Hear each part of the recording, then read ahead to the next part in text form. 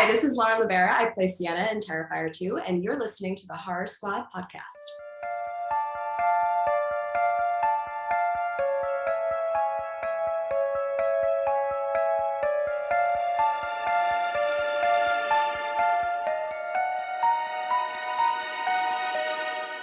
Hello, everyone, and welcome back to the Horror Squad podcast. This is episode number 347, where tonight we are going to be talking about the 1960s. That is right, ladies and gentlemen. It is our annual best of the decade list. We've done the 2000s. We've done the 90s. We've done the 80s. We've done the 70s.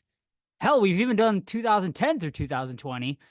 And now it is time for the best, the top 10 of the 1960s. If you've never listened to any of our best of the decade episodes before, we'll give you details a little later. But for now, let's do our intros. I'm, of course, here as always with the beautiful, the lovely, the always handsome Todd Condit. Did I say that right, Todd? You did. I never say your last name, so never maybe had. It was we're first gonna let time you ever people. said it. We're gonna let people say it tonight. We're gonna let people know it, so they can search you online. Do you need my social security number or perhaps they can search you birthday? on. Perhaps they can search you online, and maybe a stalker could come in. And I say Oh. stalker because Where are you it going might with have a this? little something to do with our project, our little movie. Can you give it any updates for us, Todd, on this movie project we got going? Yes, so not a lot of updates. We're still working on the campaign. That's actually ready to go, minus one small thing. We had a little minor setback where we wanted to redo something that's critical to the project, but we're probably looking at, if it's not out today of this recording, it's got to be out next week. So we'll see. Hang in there. But yeah, tons of fucking cool feedback. Thank you very much for sending us messages, whether it's on Discord and text message or Facebook, whatever it is. Like, I've received a lot. I know the guys have too. And I'm like itching to get it going, man. I just want to get it done. Like, just launch it, have that weight off our shoulders, and then just start producing. And I'm shooting, actually, as of this recording, we will be shooting a couple scenes for a special delivery today. So that's gonna be fun.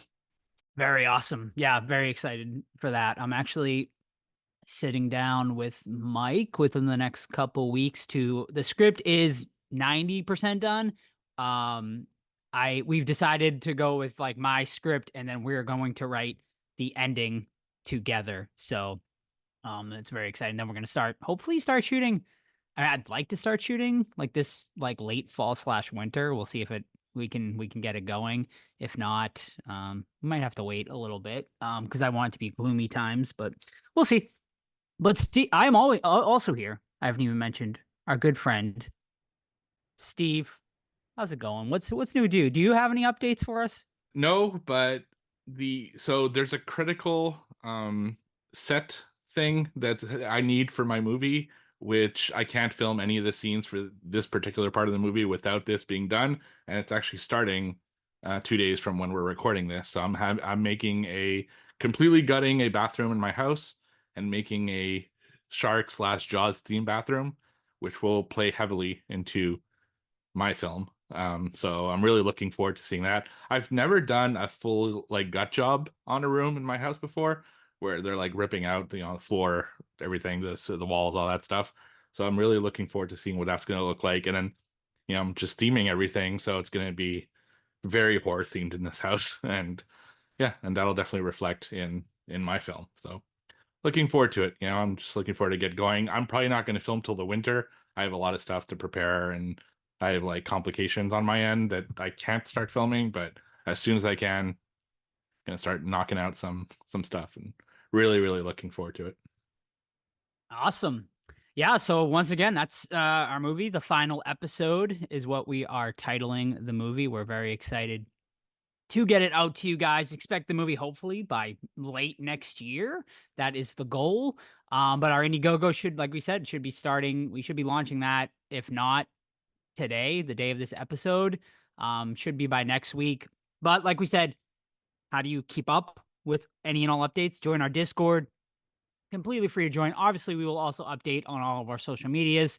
Just search the Horror Squad podcast, Facebook, Twitter, Instagram, and Threads. But definitely the Discord is the best way to keep up, most up to date with it. We'll definitely launch the links on there first to give the Discord people first dibs on some of the amazing perks we are going to have available, like, screen used props and stuff like that, as well as, producer credits and stuff like that. Some of that is limited. So if you do want to get in on some of the more limited stuff, like even naming characters and stuff like that, definitely join the Discord because I feel like that stuff might go fast.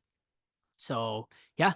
And once again, thank you to everyone that will support the project. We appreciate it very much. And if you can't monetarily support the project, just spread the word. Spread the word, get the word out there and stuff like that. Yeah.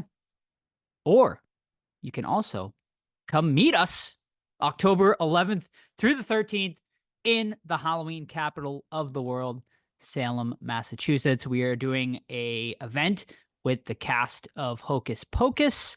5 of the cast members of the original Hocus Pocus movie are going to be there. Omri Katz, who played Max, Vanessa Shaw, who played Allison, who you just heard on last week's episode. We hope you enjoyed our interview with her. Also, Jason Marsden, who voiced Binks the Cat, who we are planning to do an interview hopefully here this week or next week, coming up very soon with him. And then the 2 bullies from the movie, Tobias Jelinek and Larry Bagby, who played, I always forget their names, Ice and Jay. Yes. So they'll all be there. It's going to be awesome. A whole weekend of events. Friday, we will have the Samhain celebration. That is a costume ball. They just announced Fable Cry, which is a spooky band out of Nashville, Tennessee. Will be doing the live music for that. So that should be pretty cool. That's going to be an awesome type costume ball right in downtown Salem at the Hawthorne Hotel. And then on Saturday, there will be a signing at the Salem Waterfront Hotel. We will be doing a live podcast there. Also, we just decided to add vendors to that event as well. So there will be about 10 or 11 vendors all selling different types of things. For you horror fans, actually, we did get a guy who makes customized Jason masks. So he's going to have a whole bunch of cool stuff. Sam will be there selling her Halloween Happy gear. As well as our friend Bora will be selling some Salem's Black Cat Society stuff. And there'll be a whole bunch of spooky themed vendors in there. There will also be exclusive merch for the event as well, t-shirts and posters and stuff like that. So you can come hang out. We're going to have some free merch on the table as well. And we'll probably have some stuff regarding our Indiegogo project as well for that while we're out there as well. So it should be pretty cool. And then on Saturday night, there will be a themed burlesque show, Hocus Pocus themed. That actually is sold out. And then also sold out is the trolley tour. So hopefully you got tickets to that already. And then Sunday, we are going to be we are emceeing the screening of Hocus Pocus at the Cabot Theater in Beverly.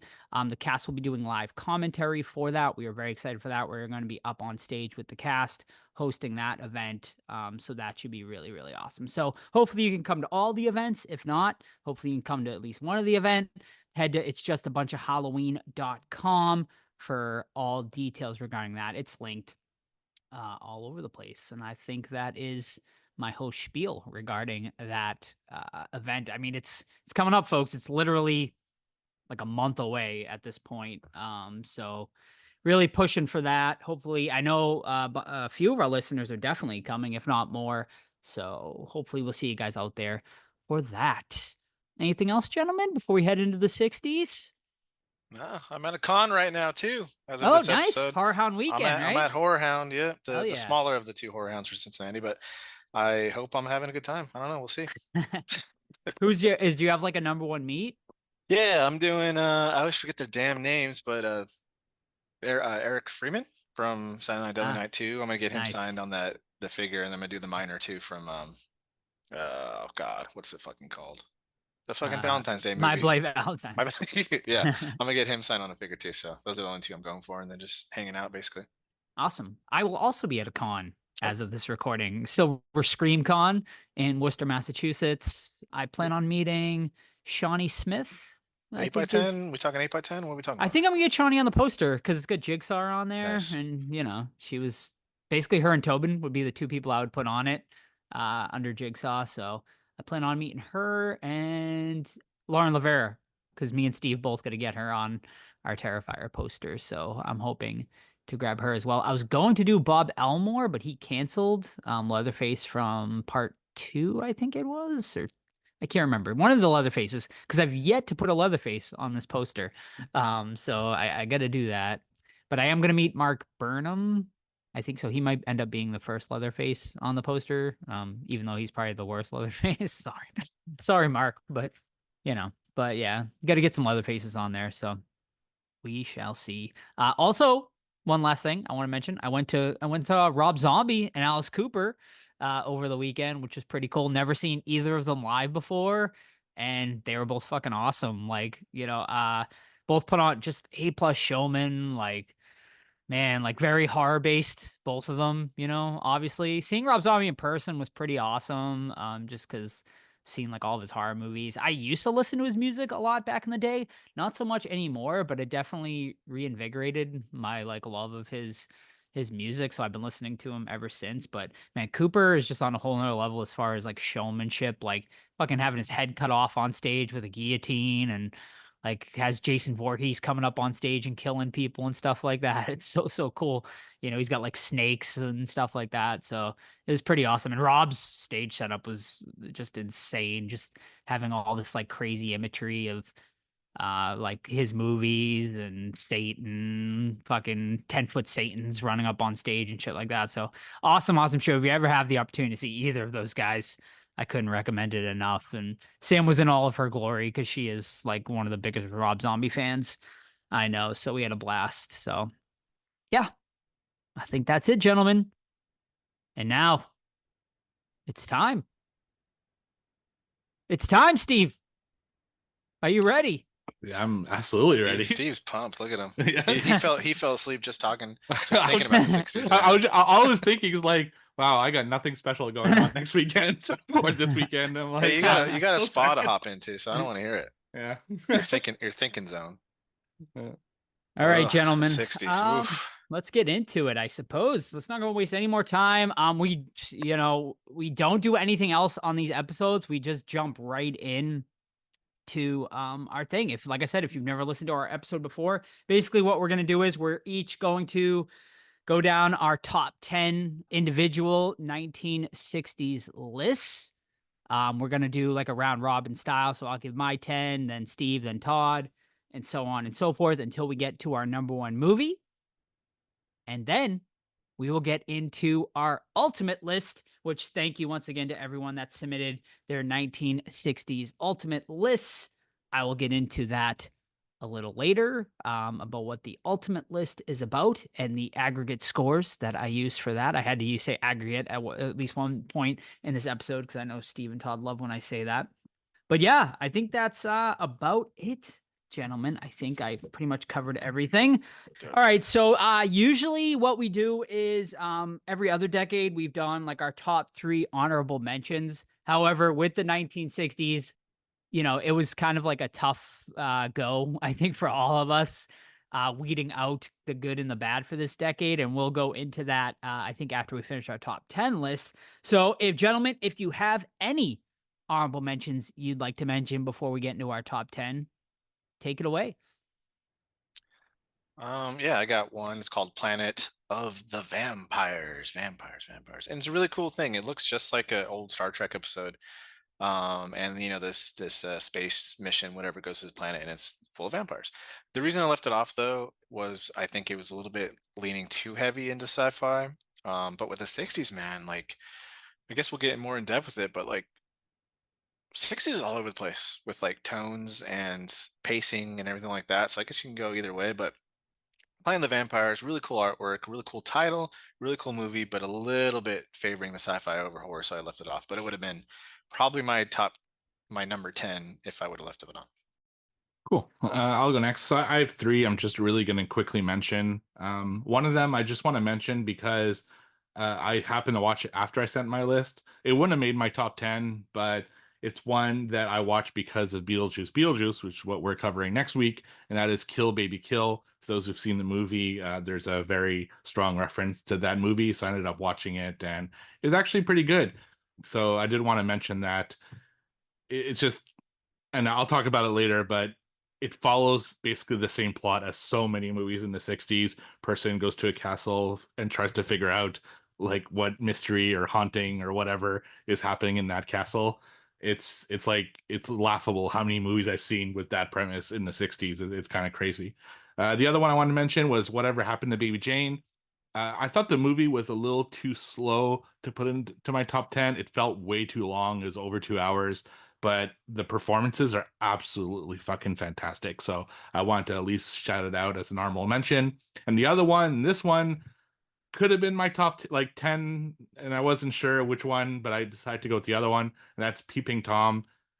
It's a really interesting premise. It just doesn't go there, where I really wanted it to go. But again, great performances in this one, and very different from a lot of the other stuff in the 60s. I was not expecting to see much nudity in the 60s, like outside Night of the Living Dead, because that's kind of famous scene for it. But yeah, it was interesting. This one felt a little bit more 70s than 60s, but still just missed out my list. So Peeping Tom would have been my number 11, I guess. Alrighty, thank you. I got one honorable mention, and I'm not gonna say much about it because I put it on my honorable mention because I didn't have time to watch it, so I'm going just based off pure memory of this one. And it's Hush Hush Sweet Charlotte. I watched it a lot growing up with my mother, and I remember really, really enjoying that one. I think Steve ended up watching it. I think he mentioned it in his movie, but I mean, Betty Davis, always just an amazing actress. And yeah, I remember it being quite somewhat disturbing in parts and stuff. So I would check it out. So that's Hush Hush Sweet Charlotte from 1964.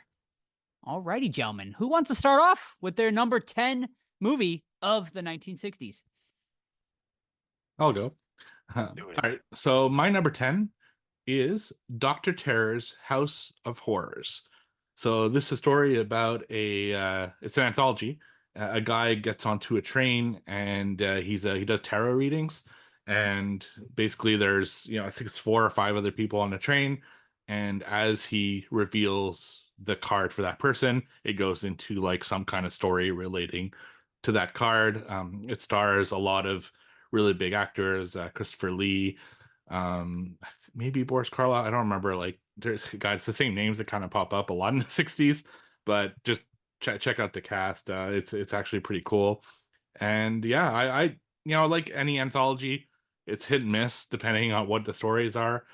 I think it was a little bit more hit than miss in this particular one, but it was definitely cool to see. I think Christopher Lee's story was one of my favorites in the film, so I recommend it. So I'm my number 10, Dr. Terror's House of Horrors. Alrighty. I'll go next. My number 10 is from 1965, and it's Roman Polanski's Repulsion. This is a movie. This is another one I did not rewatch, but I remember I watched it a couple times, especially during my horror community days, back in fucking high school and stuff like that. And I just remember this one really, for like a 1960s movie, this movie was not afraid to take risks and stuff like that. And yeah, man, it's about like a woman who's kind of like she's repulsed by like men, and she has these crazy sort of vision, like, hallucinations of rape and stuff like that. And it's just like it's pretty brutal, it's pretty disturbing, and the whole movie sort of feels like like watching like an anxiety attack. So it's pretty it was pretty it's pretty wild. And yeah, it's my number 10. So that's 1965's Repulsion. Alrighty, it's cool. My number 10 is probably going to be very high up on your guys's and aggregate, and that's Rosemary's Baby, which we covered, I don't know, a couple of years ago, maybe. Everyone knows the story. Young couple moves into apartment building. There's this weird ass old couple that really loves Mia Farrow's character, and they take her on their wing and blah blah blah. Her husband is a piece of shit, Mr. fucking Woodhouse, yeah, Woodhouse, Guy Woodhouse, and turns out they want Rosemary to have the fucking spawn of Satan. I don't love this movie, but I felt like I had to have it on here because it was, pretty, groundbreaking, and I guess, and was a big hit for the 60s. So I kind of felt like I was giving it a disservice because I do think it has some great things in there, mainly the acting and the setup. I just want more from the film, if that makes sense. But still a solid film. And that's Mary's Baby in at 10, directed by a piece of shit bastard, needs to be in prison, Roman Polanski, stupid asshole. Next. Back-to-back Polanski movies. Eesh. All right, my number 9. I forgot we're doing the year. So Doctor Terror's House of Horrors 65. My number 9 is from 1961, and that is The Pit and the Pendulum. So I originally watched this when we did our first retrospective because it was remade Stuart Gordon? by Stuart Gordon. Nice. So I checked out both just to see kind of the contrast. I rewatched it for this. You're gonna get a lot of Vincent Price on this list, and probably next year's list as well. It's a cool kind of, witchy 19, I think it's in the 1600s. It's in a castle, of course, as a lot of these films are, and it's just got cool visuals. Vincent Price, he's just so good. Like I just enjoy watching him. I find film when he's in films is like automatically an extra point for me. Like I just love his style and everything like that. This one is like a Spanish story where someone goes to a castle and tries to figure out why a woman got murdered. Someone in his family, I don't remember who, and basically a bunch of shit happens in that castle. So yeah, I dug the hell out of this one, and it's cool to see Vincent Price, kind of doing his thing in this. So that's 1961's The Pit and the Pendulum. Nice. All right, my number 9 is from 1963, and it's Herschel Gordon Lewis's Blood Feast. Is Blood Feast a great movie? It's all right, but why do I put it as my number 9? Because it really is like revolutionary for its time. It's really like the first sort of gore splatter movie that I can ever remember watching. And it's also like, I think for the 60s, like this movie probably was made people go fucking crazy. I mean, it's about a guy who murders women and uses their body parts like in his meals. It's just wild and it's gory. And they weren't, once again, like not afraid to go play. Like when I was making my top 10 and 60s list, it was movies I think that for its time weren't afraid to push the boundaries, especially in like the bottom of this top 10. Because like we'll get into it, I think the 60s as a whole was not the best decade for horror, but I think it was a time when they were pushing the envelope for certain things, and Blood Feast is definitely a movie that did that, which is why it makes my number 9. All right, my number 9 is Steve's number 11, Peeping Tom, 1960. And the reason I put this on here is the lead character, Mark. He is like a filmmaker. He's a cameraman for a big studio and things like that. And he also is a serial killer. And what I found interesting was that you can see a lot of building blocks in later films, mostly like Maniac, because it's essentially the same movie, just way, way, way, way, way tamer. And Mark goes around with this like big ass fucking camera that people somehow don't see, concealed in his his coat, and he wants to get the fear recorded as he murders the women. He also shoots porn. He shoots for the main studio, like I said. There's a police angle going around, seeing what's going on. Like most of the 60s films, it's way too fucking long. It needs to be cut down by 20-30 minutes at least. But overall, I think the performances were really solid. Really liked how it was the building block, like I said, for a lot of slashers to come. So that's Peeping Tom, 1960, and that's directed by Michael Powell. All right, my next one is one that before rewatching the films, I thought would have been in my top 3, but dropped down a little bit after rewatching it for this retrospective, and that is 1963's The Haunting. The Haunting is a good film. It's really well shot. The locations are great. It's very psychological rather than like in your face ghost stuff. But it's also really slow, and there's not a whole lot going on for long periods of it. And I don't know, I guess I just felt a little bit more bored this time than I remembered being in past viewings, years ago. But still very great film, and obviously inspired a bunch of subsequent ghost films in the future. Not just talking about the remake, but other stuff like that. And yeah, I still enjoyed it. So still my number 8, but not quite as high as I expected. So that's 1963's The Haunting. Alrighty. My number 8 is from 1960, and it is Village of the Damned. A classic, really, I think, in a lot of ways. Obviously, it was remade later on by, it was Carpenter, right? That remade that one. I can't say I've seen Yeah, it. with And Yeah. Mark Hamill and Superman, right? yeah, I Yeah. can't say I've seen it since it first came out. Was it, do you remember it being good? I don't I know. liked it. It was pretty The good. Carpenter one? Yeah. Yeah, I enjoyed it. Yeah. Yeah, well, Carpenter remade it, but the original is my number 8. Yeah, man, I really enjoy this one. It's kind of, I like that it's only like 70 minutes long. It's a nice short watch. And it's just a really great little sci-fi horror movie. The kids are really creepy. I love the glowing eyes on them. I love that they're all kind of like have the same color hair and shit like that. Yeah, man, it's interesting, there's like a blackout and all the women get pregnant and give birth to these sort of emotionless kids. And once again, this is another movie where, they weren't afraid to make these kids like fucking these sort of crazy ass motherfuckers. And yeah, another thing I think that before this, like you really didn't see kids doing like stuff like this. So once again, I think another movie that sort of was revolutionary for its time. So that's Village of the Damned from 1960, my number 8. Cool. I want to touch on The Haunting real quick. I really wanted to like that, but I could not stand the main character girl. She was so fucking annoying the entire movie. I was like, gosh, she needs to go away. But interesting film though.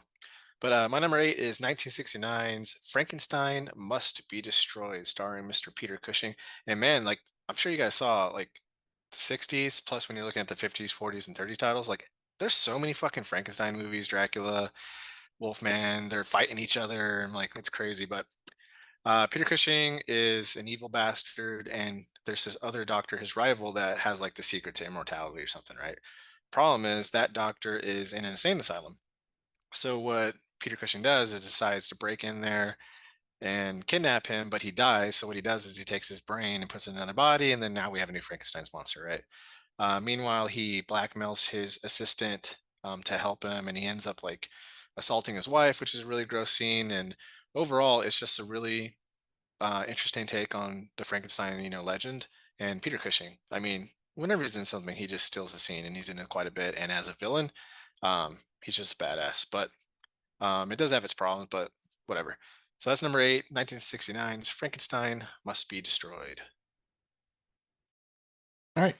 My number 7, with another appearance by Mr. Vincent Price, is 1963's The Haunted Palace.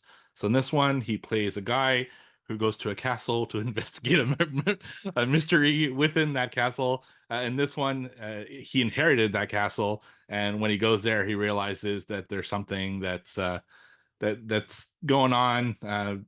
Maybe he has an ancestor that looks a lot like him or exactly like him, because it's played also by Vincent Price. It's a good story. Vincent Price, like I said, I love watching him on screen. He's so like just suave, and I love how in every film he like gives people drinks and everything like that. Like the way he does it is just like he's someone I'd like to go to a dinner party with. He's just like seems like a really cool guy. And this movie it was fun. It was a really fun one. You get double the Vincent Price because he plays 2 different characters in it. So absolutely recommend it. So that's The Haunted Palace from 1963. That's a good one, and I forgot about it. It would have been on my list now that I think about it. Dang it. Damn it, Todd. Shit. All right. My number 7 is from 1960, and it is Mario Bava's Black Sunday. Steve and I actually covered this on the podcast back for my birthday episode, I think it was. And yeah, I ended up really enjoying this one. Barbara Steele plays like dueling roles as a witch and just as like a woman in a castle. And she gives just a great dueling performance. The set designs in this movie were amazing. The whole like storyline, it's a little convoluted, but like the more I sat on it, the more like it grew on me, and I really dug it. I really love the witch character in general, but it's a beauty to watch. Like it's a sight to behold. For the designs alone, it has just like this great 60s gothic vibe to it. And yeah, it's definitely one I would recommend. So that's number 7, Black Sunday. That was Mario Bava, correct? You said? Correct. Yep. My number 7 is also Mario Bava, but it's not Black Sunday. It is Blood and Black Lace from 1964, which is thought of as one of the earliest Giallo films, where Italian films where they have their murder mystery, right? And there's always hot ladies, and there's always fucking creepy dudes. And there's always a cop, and this one's exactly the same, right? What I really love about it though is like the opening scene. You get introduced to each character, and it's so cinematic, right? You zoom in on a character, and like he looks at the camera and he smokes a cigarette, shit like that. It's so like goofy when you talk about it, but it makes perfect sense in the film. If you've seen a mystery Italian slasher giallo film, whatever, you've seen them all. But I love them. Extremely stylistic. Women look awesome. Killer's cool. Sets are really awesome. And this one is about a house of models, right? And they're all working, and then one of them gets bumped off. They read her diary and start discovering, like, oh shit, like Johnny over there's a piece of shit. Oh, that guy over there is a fucking weirdo. Like, who's a killer? And it's really cool. So, Blood and Black Lace, Mario Bava, 1964. My number 6, is it going to be a hat trick for Mr. Mario Bava? Yes, it will. 1963's Black Sabbath. So this is one, and the last one from my list anyway, that I hadn't seen before doing this exercise. So it's the highest one from the new ones I had watched. And yeah, it's awesome, man. So it's an anthology. It's got 3 stories in it. It's hosted by Boris Karloff. And it's like, so the first story is about a woman who's she's getting stalked over the phone, and there's also someone watching her. That one I didn't really like. I'm not a big stalker like horror guy. It's just not my thing. So that one, not a big fan of. The second one was really cool. This one actually stars Boris Karloff. He plays a vampire who goes to a town and starts terrorizing the town and everything like that. Great makeup on the vampires, especially Boris Karloff. He just looks really creepy and stuff like that. It's got a great atmosphere. Apparently, I watched a different version than most people for some reason. I think there's an international version and like an American version. I watched the international version, so it had more colors or something like that. So I don't know. If you can watch the American version, the other one, let me know what the differences are. But it was very beautifully shot and all that stuff. And the last one, oh my god, the last one. I have fucking nightmares of the last one. It's about a woman who takes care of a deceased person that she used to take care of, like kind of a nurse for this person, and she's got this fucking face that is just so goddamn creepy, and I fucking loved it, man. It was such a great short, and it just made the film for me. So that's why it's my number 6. 1963's Black Sabbath. Could not recommend it more. Generals gathered in their masses. Banana. All right, my number 6 is from 1963. It was mentioned previously, and that is The Haunting. Just a classic ghost story. You know what I mean? I mean, considered one of the best ghost, I think, house movies of all time. Hill House is awesome. It's just its own character. It's great. Eleanor's sort of descent into... Oh, Todd disagrees. I can see him shaking his head. Eleanor's shit. Eleanor's descent into madness, I think, is great. I love too that like the ghosts are implied for like in the movie for the most part, and it just uses like sound design really, really effectively. Have we talked about this? Do you guys prefer the remake to the original? No, I definitely prefer the original to the remake. The remake's pretty bad. I don't think I've seen the remake. To be honest. Owen Wilson. Owen Wilson. We have the doesn't ring a bell. great. Wow. I much There's prefer a ghost over there. Wow. I much prefer the original as well to the remake. I think they Liam Neeson's in it as well, right? He is. Catherine's in it. It's quite a cast. Jones, yeah. Quite a cast. Catherine Zeta-Jones. But like they took like everything that was so great in the original movie and just completely like wiped it away and just made it into like this like ridiculous ghost movie. But yeah, I mean, like I said, back to the original. Yeah, man. Once again, like I think the set designs. I mean, the '60s was great with set designs, and Hill House is so fucking cool. In this movie, I want to live there. I want to buy it. But yeah, man, it's so cool. Like I said, and it's creepy. It's like the perfect movie to watch on a rainy night with like the lights off. type movie and creep yourself out a little bit. So yeah, that's number 6, The Haunting. Ugh, Eleanor, dude. Insufferable. All right. 1962's, which is probably the coolest title in this list, Burn Witch Burn, aka Night of the Eagle. This one is about this professor, right? He's got a hot wife, he's doing great. But unbeknownst to him is that the reason he's so successful is that his wife is a fucking little witch, dude, casting spells and all this stuff. And he finds out, he's like, "You're not doing witchcraft in my house. Burn all your shit. You can't burn the witch stuff, dude. It's gonna end up bad." Guess what? It ends up bad. Burn Witch Burn is really fucking fun. And the fact that it kind of flips it on its head. Usually, the male would be coming to the rescue and everything like that. But in this one, the male at the end is like cowering in fear while his wife saves the day essentially. So that's Burn Witch Burn from 1962 at number 6. All right, for my number 5, The Price is Right. He makes his third appearance on my list. Vincent Price starring 1964's The Last Man on Earth. Last Man on Earth is a post-apocalyptic film where Vincent Price is a reluctant vampire slayer.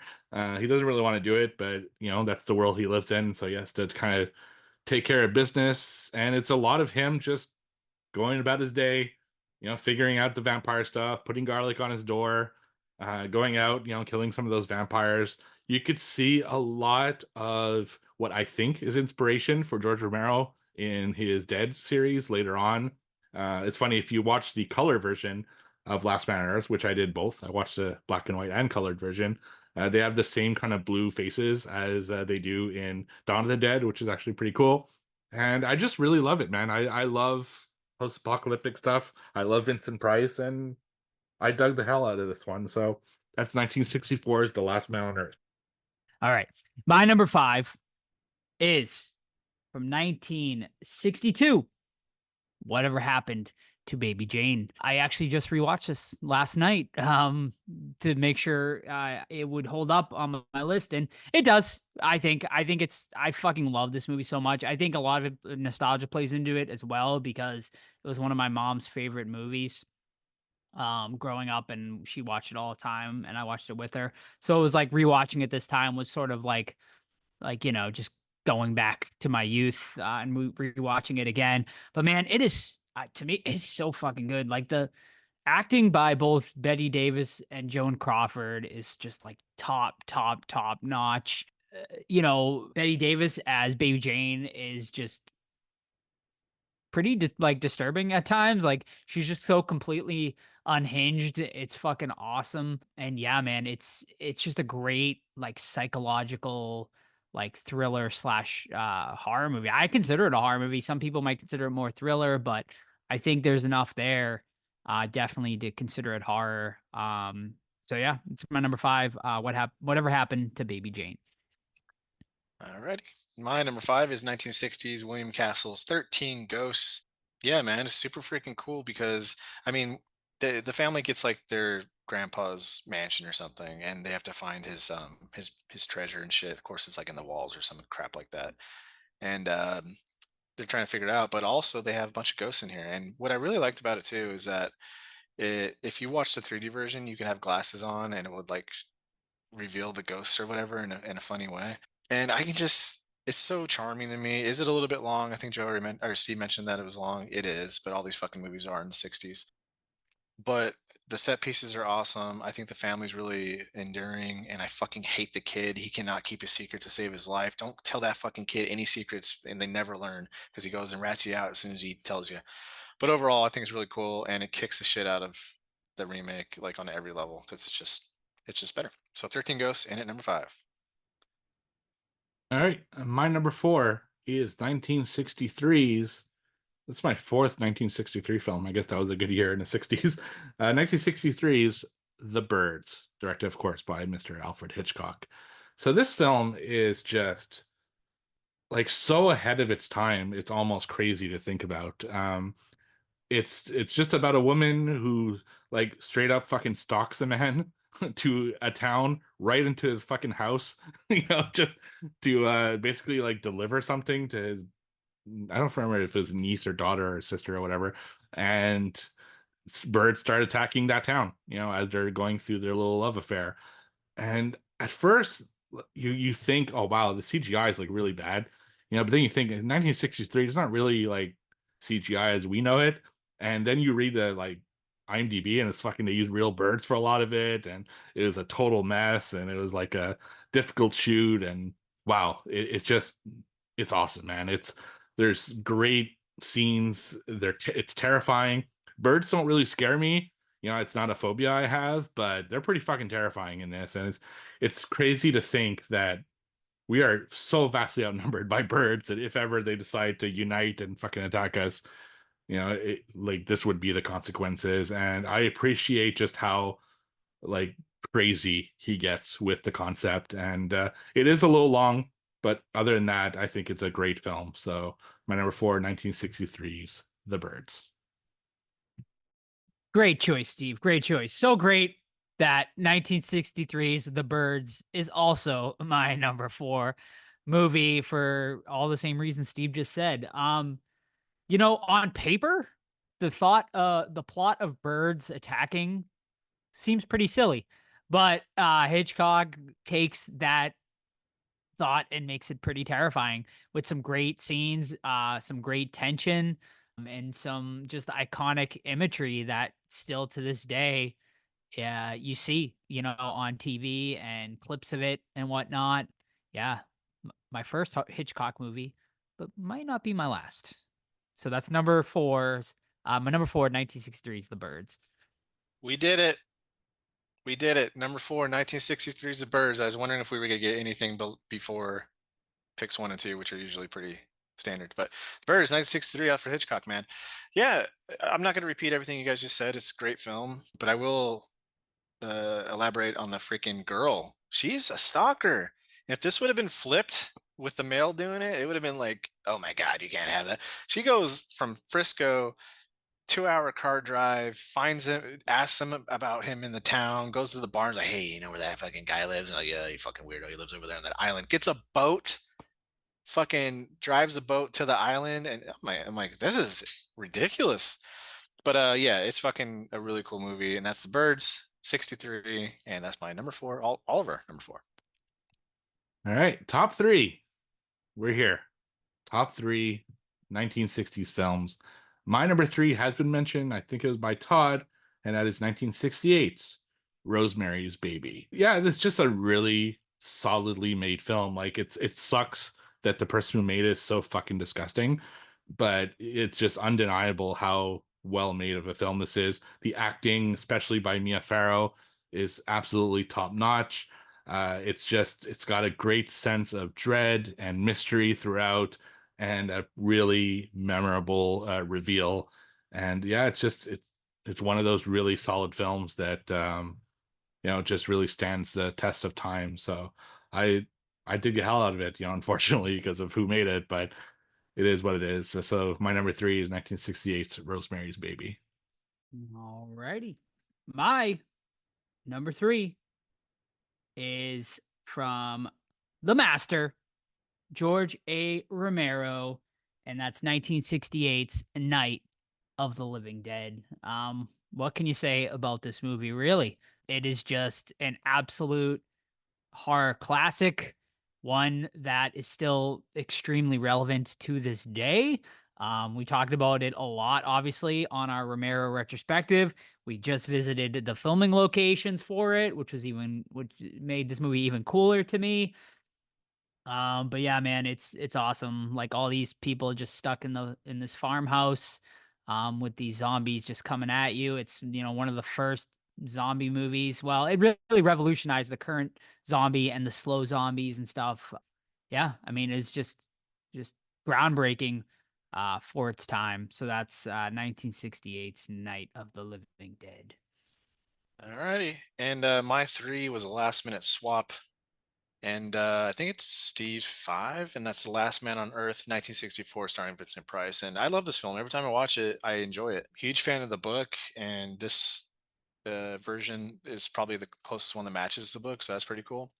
It's a little weird, like Vincent Price's love interest in the flashbacks, so you would think it was like his daughter, but other than that, like that guy was swinging above his weight class with that one. But It's just cool, man. And the twist is one of the best twists of all time. It just simply is, right? So that's the last man on earth from 64. And yeah, number three. Did it drop or what happened? What's the swap? It swapped and went a little higher. Okay. Yeah. Cool. All right. My number two, which some people told me they expected it to be my number one, but alas, it is not. And that is 1968's George A. Romero classic, Night of the Living Dead. Now, obviously, I'm a huge Romero fan. I'm a huge zombie fan. And this one is one of the most important films of all time, easily. That could be a top three most important film of all time. But this isn't the top 10 important films of the 60s. This is the top 10 films in the 60s. And I think it has some flaws. I'm one of the people who thinks that the remake is actually better than the original. They took the heart of the original and improved the things that didn't work in the original. But I respect the hell out of this film. I love watching it, from time to time. It was so cool to see the locations. Like Joe said, it's an unforgettable experience. And the fact I got to do it with you guys is even better. And yeah, I mean, what can I say? This one's an absolute classic. And it's crazy that it's like public domain. So you see it in every movie, which reminds you, of it. And it's awesome, man. So my number two, 1968's Night of the Living Dead. Excellent. All right. My number two movie is going to be from 1960, and that's Alfred Hitchcock's Psycho. Yeah, man. I mean, absolute classic. Anthony Perkins as Norman Bates. Once again, just fucking you think of a shower and you immediately go to Psycho, and that iconic scene, that absolute iconic score, the iconic house, just imagery that is still used to this day. And then just the ending that I don't think anyone saw coming the first time you saw that movie. Yeah, man, it's just it's perfect. It really is a perfect horror movie, and just a perfect just a masterclass of Hitchcock just spinning his web. Hitchcock's best movie by far, I think, in my opinion. And yeah, man, it's awesome. So that's 1960s Psycho, my number two. Number two, 1960 Psycho, for everything Joe just mentioned. And Steve, mentioned Night of the Living Dead being an important film. I believe this is an important film as well, because you have so much in here that just started stuff, and to this day still borrows. That's why it drives me crazy when like the younger crowd's like, well, like movie like Psycho, well, we've seen that before. Like, yeah, you've seen it because this movie fucking did it first. So shut up. But yeah, I mean, Norman Bates, dude, a boy's best friend is his mother. Iconic line. We all go a little mad sometimes. Iconic line is just fucking great. Anthony Perkins kills it. And then, of course, the shower scene, like you mentioned. And then we think she's the main character, and she's not towards the start of the film. And that's a really clever way to do the film. We see the first toilet, right? For the trivia fans out there in cinema history or something like that. So that's Psycho. It's a damn near perfect film. And that's at my number two. All right. Number one of the decade from the 1960s. I have a feeling that all three of us, it's going to be the movie that we all thought last week was going to be number one for the ultimate list. We'll see which of the three of us is correct on that. But mine is 1960s Alfred Hitchcock's Psycho. I think it's a masterpiece. It's a 10 out of 10 for me. The way that they build dread and the way that he misleads the audience, like you said, with Janet Leigh's character at the beginning, and then a whole other story happens, and one of the absolute best performances ever by Anthony Perkins and Norman Bates. This movie just has it all. It's creepy, it's well shot, it's well written, it looks great. It's just the music is so memorable. This movie just really has it all. It's one of the best films, I think, of all time, period. And I respect the hell out of it. We'll put a little side note. People should check out the sequels. They're actually way better than you would expect, especially number two. So yeah, Psycho, absolute masterpiece in my opinion, and was an easy number one for me. Excellent. And my number one horror movie of the 1960s is Roman Polanski's Rosemary's Baby. Yeah, man, I adore this movie so much. It was really tough for me. I was going back and forth between Rosemary's Baby and Psycho, and honestly, they could be interchangeable, depending on my mood and the week. But man, Mia Farrow, just absolute amazing performance in this movie.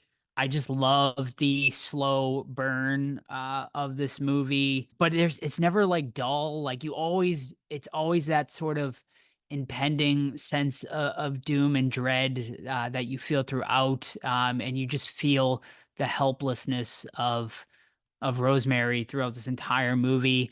Also, The Neighbors, with a Best Supporting Actress Oscar going to Ruth Gordon as well in this role.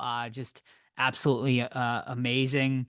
And then just some of the imagery, like the sort of ritual rape scene that is kind of peppered in, just seems rather disturbing, and they don't give us a lot of it, but it's just enough to know, like, oh fuck, like I can't believe this happened. And then just I think the really wise choice of never fully showing what the baby looks like, and you sort of just see the eyes. I think was a great choice, and leaving sort of that imagery up to the viewer, and then the Dakota itself sort of being its own character as well in the movie in the apartment complex. So yeah, I mean, to me, it's a perfect horror movie and my favorite horror movie of the 1960s. Rosemary's Baby, number one.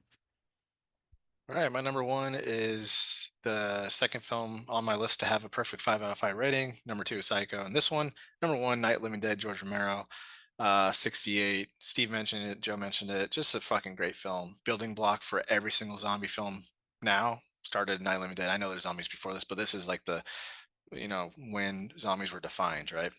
Dwayne Jones is a man's man, great fucking hero. It's just everything about it I love. Like it's slow paced. I love it. Johnny's death is always fucking good. Being in the same cemetery with those where it was filmed was just epic. One of the top 5 horror things of all time for me. And yeah, is there problems with it? Sure. It's extremely low budget. There's some goofy shit, but I just love it. Every time I hear like the radio broadcast, that sound, the tinny sounding voices coming through, it just takes me right back to when I first saw it. Very strong ending, shocking ending to say the least, where Dwayne goes out there and gets fucking shot. It's a great movie all around. Spoilers, I don't care. 1968, watch it already. That's Night of the Living Dead for number one. Excellent. Is this the first time we've all had different number one movies for our decade list? It could be. Maybe. It very well could be. Maybe. Very interesting. All right, very cool. Well, maybe 90s was Scream for all of us, so I would guess. It wasn't for me. It wasn't? Okay, well, no. yeah. I think I it feel was like 7. Yeah, I feel like this could be the first time, but I could be wrong. We'll have to go back to the tapes. Maybe some listeners go back to it. Alrighty, gentlemen, thank you so much for your list. And now it is time, ladies and gentlemen, for the grand finale, the 1960s ultimate list, as decided by you, our listeners, as well as some horror journalists and other people that we all asked to submit lists. So shout out to all of you guys that did submit lists. How the ultimate list works, if you've never heard it before, basically you give me your top 10 list and then I do a point system. So number 10 movie gets 2 points, all the way up to your number one movie that gets 20 points. I then add up everyone's points, and whoever has the most points becomes your number one movie. So let's get into the 1960s ultimate lists with a little bit of info. 22 total lists were submitted for our 1960s episode. A little down, which isn't a surprise, I think, because I think the further you go back, the less people have seen movies. I asked a ton of people. People were like, I can't even think of 10 movies from the 1960s. So, I mean, I get it. I understand it. So in comparison, 1970s list, which was actually our biggest list submission ever, we had 31 lists for our 70s, and our 1980s, we had 28 lists. So slightly down, but not a crazy amount down. For our 1960s list, 45 different movies received a vote. Now, in comparison, our 1970s list 61 different movies got a vote. And in our 1980s, no surprise, the highest, 63 different movies received a vote. And then out of the 22 lists, 6 different movies received a first place vote. In comparison, 1970s, 10 different movies. And in the 1980s, 12 different movies received first place votes. Alrighty.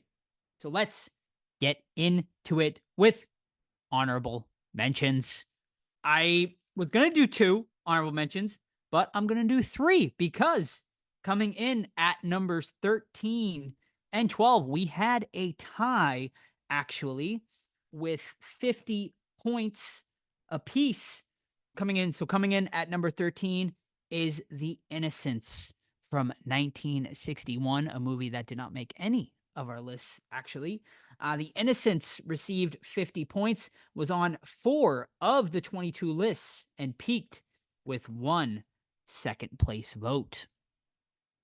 Coming in at number 12, like I said, tied with 50 points, is Carnival of Souls, which I believe made Steve's list. Carnival of Souls was on 7 of the 22 lists and peaked with a third place vote. It didn't, just for the record. What's up? It didn't. Oh, make didn't my make your list. list. Okay. No. Didn't I hear? I thought I heard that on someone's list. No, someone I mention don't it? think so. Okay. All right. Coming in at number 11 from 1965, Repulsion. Repulsion was on 6 of the 22 lists and received 56 points and peaked with 2 third place votes. So 2 movies in those honorable mentions that didn't make anyone's lists. So check them out, The Innocents and Carnival of Souls. Alrighty, gentlemen, let's get into it. Our top 10 movies of the 1960s. Coming in at number 10 from the year 1960 is Village of the Damned. Village of the Damned received 58 points, was on 7 of the 22 lists, and peaked with 2 fourth place votes. Coming in at number 9 from 1963. This one was on Steve's list. Black Sabbath. Black Sabbath received 60 points, was on 9 of the 22 lists, and peaked with a 4th place vote. Coming in at number 8, a movie that did not make any of our lists, but I think was mentioned from 1960, Peeping Tom. Peeping Tom was Made my list. It did make your list. All right, Yep. sorry. I All was right. going. You can tell how much I was paying attention in between my our picks. All right, coming in at number 8, Peeping Tom from 1960 was on 11 of the 22 lists, received 92 points, and received 1 first place vote. Coming in at number 7 from the year 1962, Whatever Happened to Baby Jane. Whatever Happened to Baby Jane was on 9 of the 22 lists, receiving 94 points, and peaked with a third place vote. Coming in at number 6, I want to say this wasn't on our anyone's list, but it probably was. From 1960, Eyes Without a Face. Eyes Without a Face received 96 points, was on 8 of the 22 lists, and peaked with a second place vote. All right, so let's get into it, gentlemen. Our top 5 horror movies of the 1960s. Any surprises so far before we get into our top 5? No, I mean 60s is it's just all over the place. Yeah. Really. So Yeah. Yeah. All right, coming in at number 5 from 1963, The Haunting. The Haunting received 148 points, was on 11 of the 22 lists, and received 3 first place votes. So a strong showing for The Haunting. Alrighty, coming in at number 4, also from the year 1963. You're right, Steve. 1963, a very big year for horror. Coming in at number 4 is The Birds. The Birds, and this is a big jump up. These last 4 movies were the runaways, ladies and gentlemen. The Birds received was on 20 of the 22 lists. So that is a jump from 11 out of 22 lists from our number 5 movie to 20 out of 22 for our number 4 movie, received 232 points, so a full almost 100-point jump, and peaked surprisingly with no first place votes for the Birds, but did get 2 second place votes. All right, coming in at number 3 from 1968, Rosemary's Baby. Rosemary's Baby was on 19 of the 22 lists, received 262 points, and received 3 first place votes, mine being one of them. All righty, coming in at number 2, also from 1968. Look at that, 1968, 1963, the year, folks. George A. Romero's Night of the Living Dead. Night of the Living Dead received 310 points, was on 21 of the 22 lists. Who's leaving off Night of the Living Dead, by the way? I should have shamed that person. And Night of the Living Dead received 3 first place votes. And that leaves us with the number 1 horror movie of the 1960s. I don't think a big shock, obviously. From 1960, Alfred Hitchcock's Psycho. Psycho received 370 points. Also was on 21 of 22 lists. Who the fuck's leaving off Psycho? And received, by far and away, the most first place votes with 9. 9 first place votes, ladies and gentlemen. Not even close. Like I said, the second most was Night of the Living Dead, Rosemary's Baby, and The Haunting all received 3 first place votes. But yeah, pretty much a runaway for Alfred Hitchcock's Psycho, your number 1 horror movie of the 1960s. Any thoughts, gentlemen? It's interesting. All of our number 1 movies were the top 3 in that order. Yeah, I figured Psycho would be number 1. It's just yeah, it's super recognized as a top film. But yeah, I'm not too surprised by the top 5 at all. You know, those are the ones that are really popular from the 60s. Mm-hmm. Yeah, I agree. I mean, the 3 were a lock, you know, from before we even record this episode. But yeah, all the other shit is kind of random. But Night of the Living Dead, I want it to be number 1, but can't win them all. Yeah. Any thoughts, gentlemen, about the 1960s? Like, I think we've kind of been hinting at it. I think the weakest decade of all the decades we've done so far, which some people might find to be sacrilegious. But yeah, man, I just couldn't get into this decade like I could the 70s, the 80s, and the 90s. I mean, I guess it's because perhaps we didn't grow up, you know, with these movies. But granted, I wasn't born in the 70s, but fucking the 70s to me might have been the best decade of them all, you know?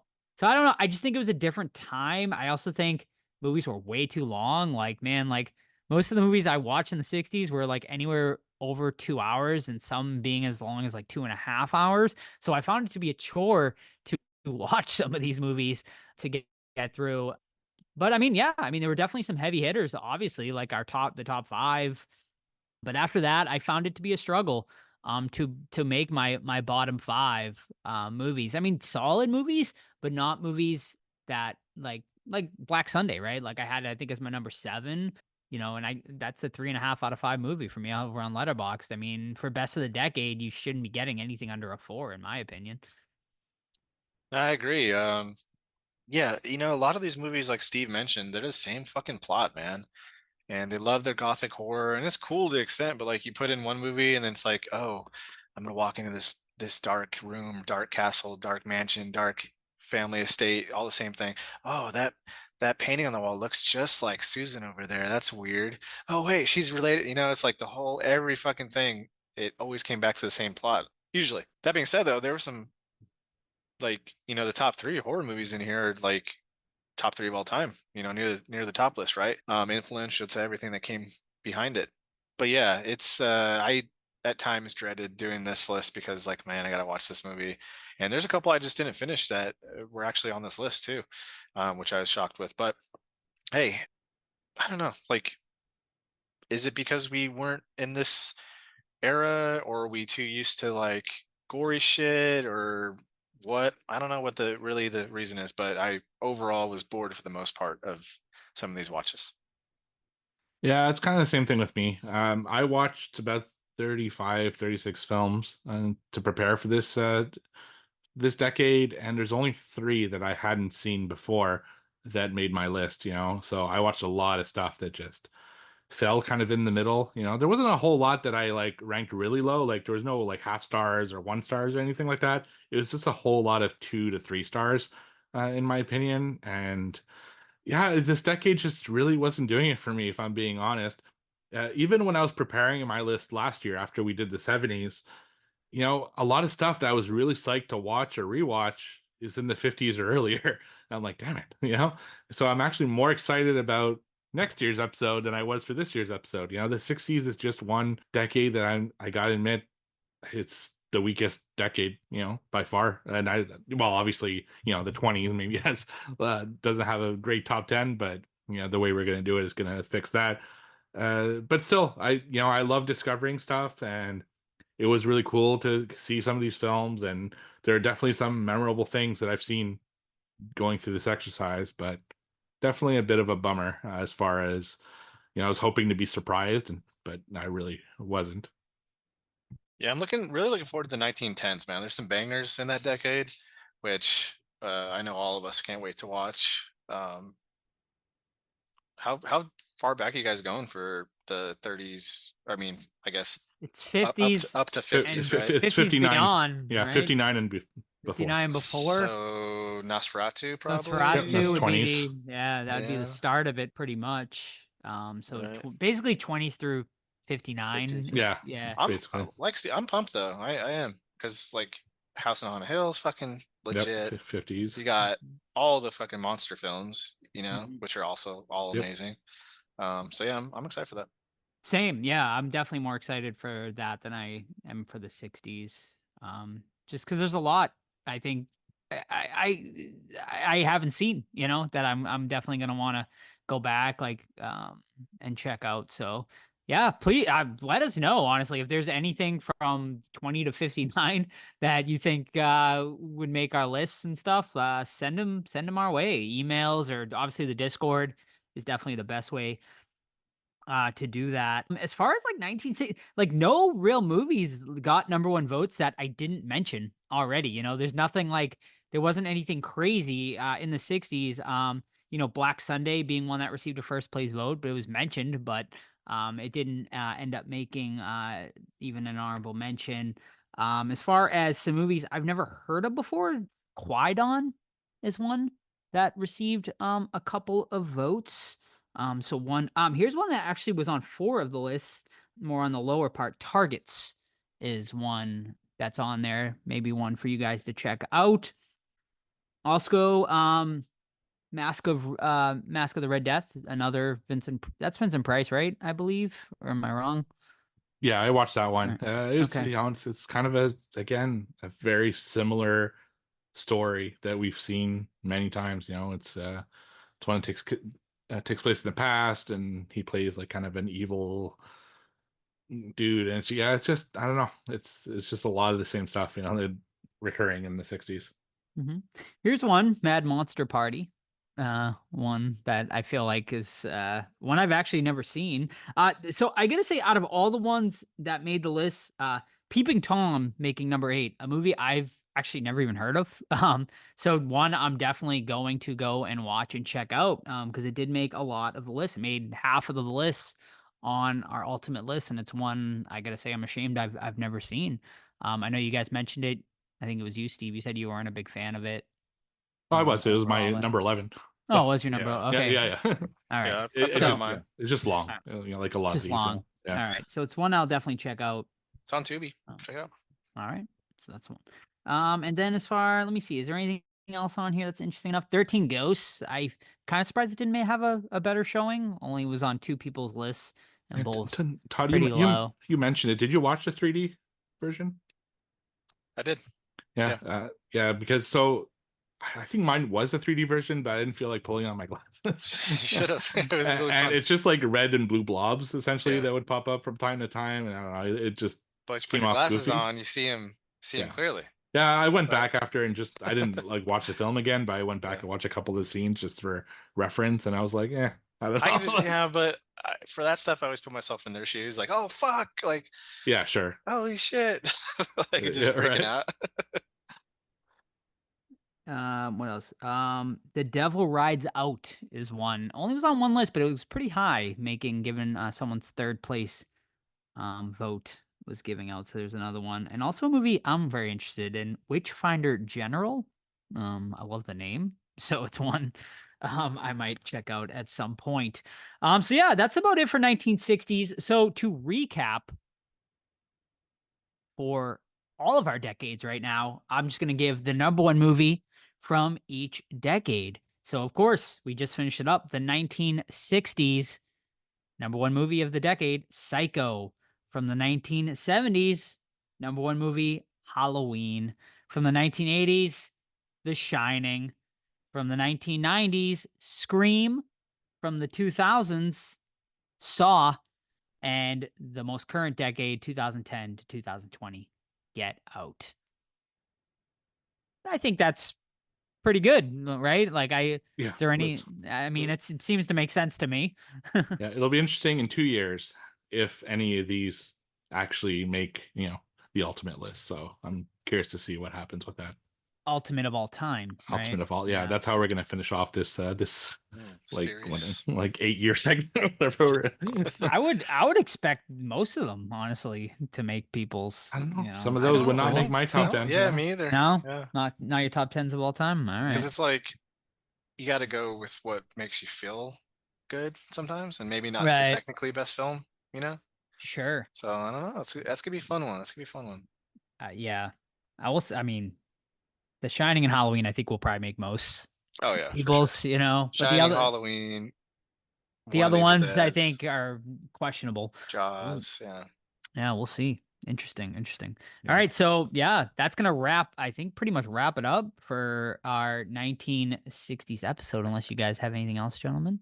No, thank you again, everybody who sent lists. I talked to quite a few of them, and it was really cool to see your list. And don't feel bad if you couldn't send a list, because a lot of people, like Joe, I asked a lot It of was people, tough, and they're yeah. like, I just don't have enough 60s knowledge. And to be honest, neither did I. Yes, I could have cobbled together a 60s list if I really, really needed to, but it would have been basically the top the 10 films I've seen of the 60s as opposed to a Right. top 10 list. So we totally get it. It took a lot of time and research for me to make my list this year. So yeah, just thank you again, everyone. It was very awesome of you. So, but if you want to join us next year, 1959 and before, you can start watching them Start now. Yeah. Yeah, right. Exactly. I'm probably going to, honestly. It's such a 40-year gap or whatever of movies. I mean, there's a lot to sort of dive into there. So yeah, I mean, any guesses? I guess That's going to be a tough one because Yeah. because we're talking about multiple decades. Universal Monsters one could take it. I think it's got to be a Universal Monsters. I think movie, it's gonna be the right? Mummy. Like, Not the Mummy. Frankenstein? Frankenstein. Yeah. Yeah. It could be Frankenstein. so. Could be House on Haunted Hill.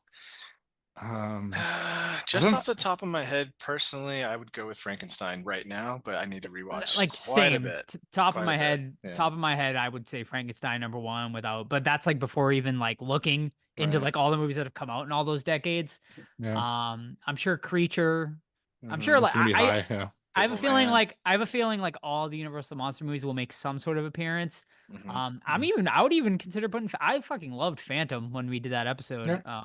So that's one I would definitely consider for my top 10. 1924. I Was don't that remember. something It like was that? old, Oh, man. yeah, It's it's real yeah. old. I gotta Nosferatu think. get on that I was gonna list? say I gotta think Nosferatu is gonna make a lot of Yeah. people's lists, right? Which actually we're Have going. you guys seen it? Yep.